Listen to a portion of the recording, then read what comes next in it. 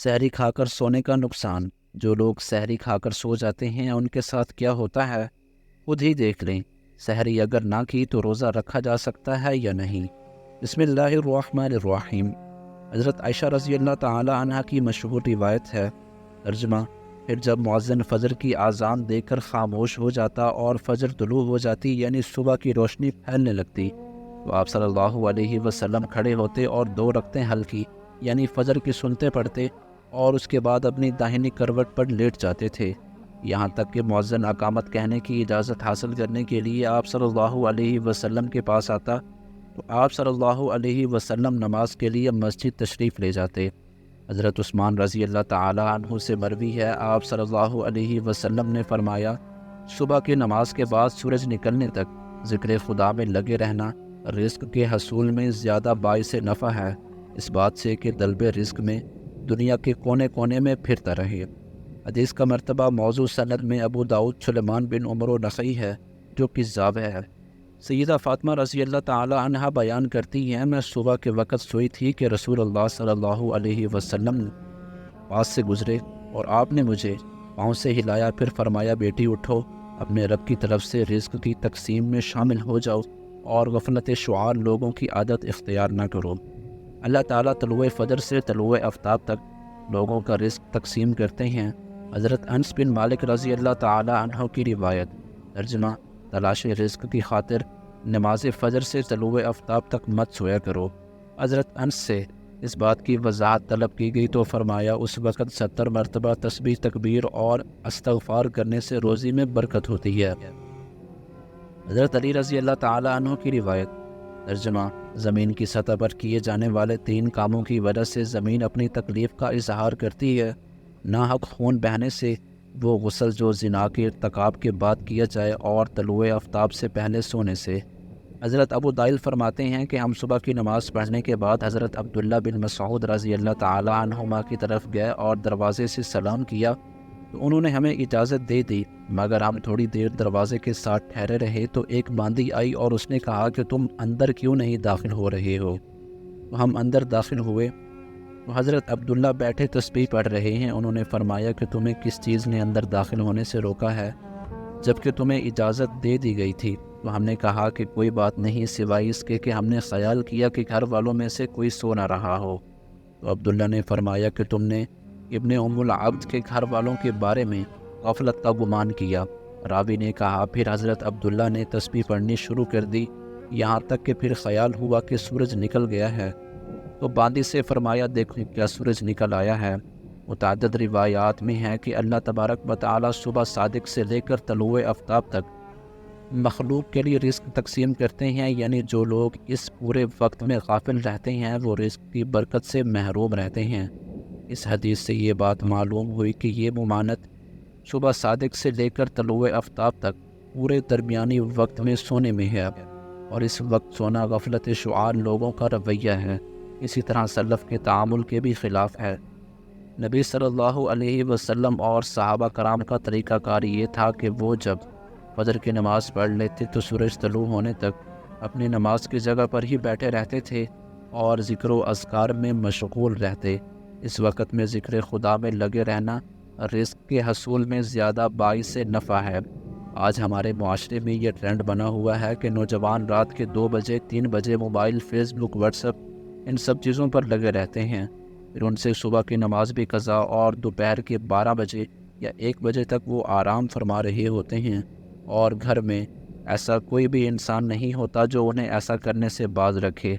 आज हम आपको बताएंगे कि हज़रत अली रज़ी अल्लाह ताला अन्हु ने ऐसे नौजवानों के बारे में क्या फ़रमाया है, और क्या कुछ इनकी किस्मत में लिख दिया जाता है जो ऐसे हालात की लपेट में आ चुके हैं।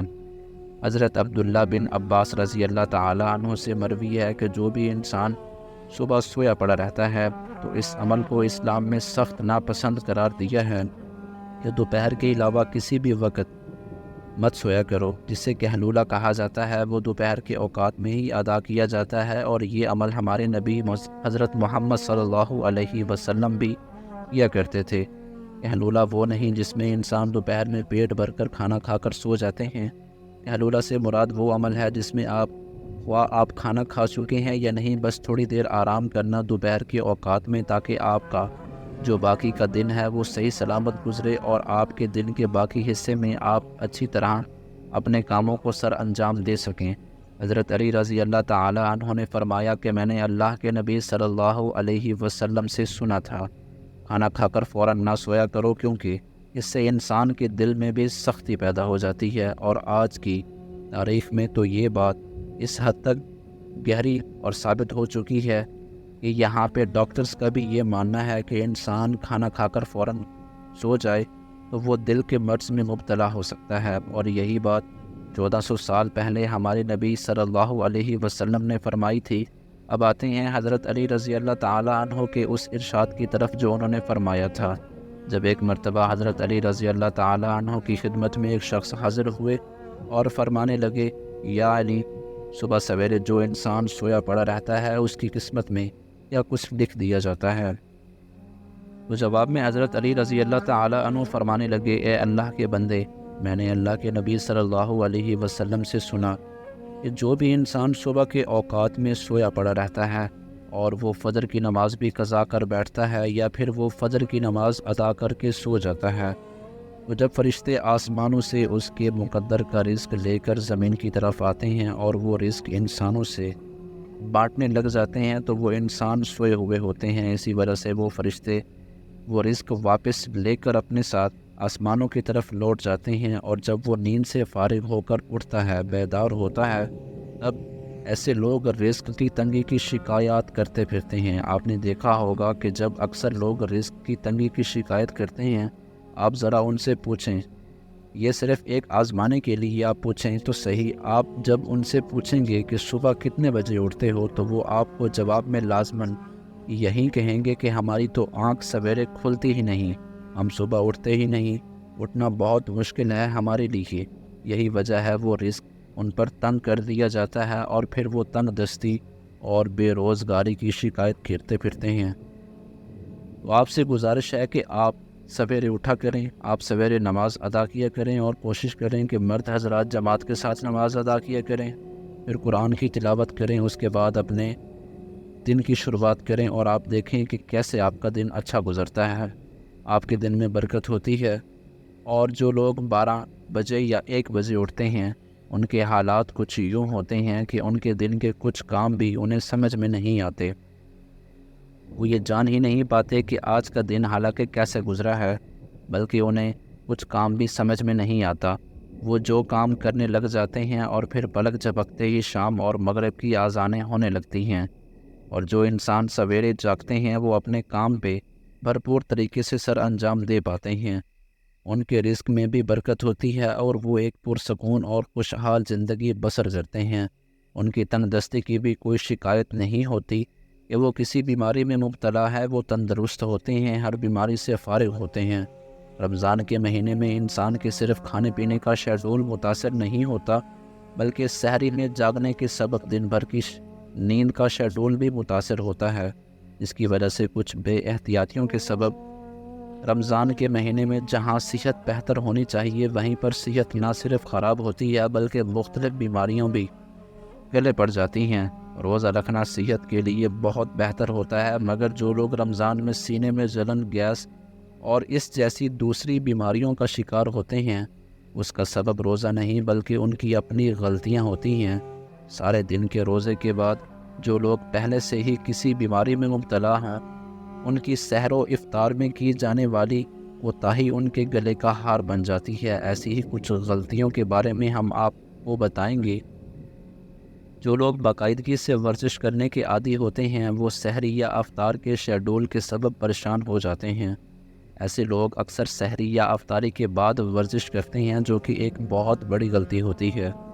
اس سے ایک جانب تو بدہضمی کا خطرہ ہوتا ہے، اور دوسرا اس کی وجہ سے ہڈیاں اور پٹھوں میں درد ہو جاتا ہے۔ لہٰذا اگر ورزش کرنا ضروری بھی ہے، اس کے لیے سب سے بہترین وقت سحری سے پہلے کا وقت ہوتا ہے، کیونکہ اس وقت میں انسان کا معدہ خالی ہوتا ہے اور صبح کے لیے بہتر ہوتا ہے۔ کچھ لوگ رات کو دیر سے کھانا کھا کر سو جاتے ہیں اور نیند کی وجہ سے سحری نہیں کرتے۔ سحری چھوڑنے کی وجہ سے روزے کا دورانیہ بڑھ جاتا ہے، جو کہ جسم کی اندرونی کمزوری میں بہت زیادہ اضافے کر دیتا ہے، جس سے نہ صرف چہرے کی چمک دمک ماند پڑ جاتی ہے بلکہ قوت مدافعت میں بھی کمی واقع ہوتی ہے۔ اس وجہ سے بہتر یہی ہوتا ہے کہ سحری کے وقت میں بھلے ایک گلاس پانی کا ایک کھجور ہی کیوں نہ لی جائے، مگر لازمی طور پر سحری کی جائے۔ افطار کے بعد پیٹ میں جب دن بھر کے بعد غذا جاتی ہے تو انسان سستی کا شکار ہو جاتا ہے۔ اکثر لوگ افطار کے بھاری بھرکم کھانے کے بعد سونے لیٹ جاتے ہیں، اور ایسی ہی غلطی لوگ سحری کے وقت بھی کرتے ہیں اور کھاتے ہی سو جاتے ہیں۔ اس کی وجہ سے رمضان کے بعد ایسے لوگ موٹاپے کا شکار ہو جاتے ہیں یا پھر ان کے خون میں کولیسٹرول لیول بڑھ جاتا ہے، جو کہ بیماری کا سبب بن سکتا ہے۔ اللہ پاک ہمیں دین کی سمجھ نصیب فرمائے اور ہمیں نیکوکاروں میں شامل کرے، آمین۔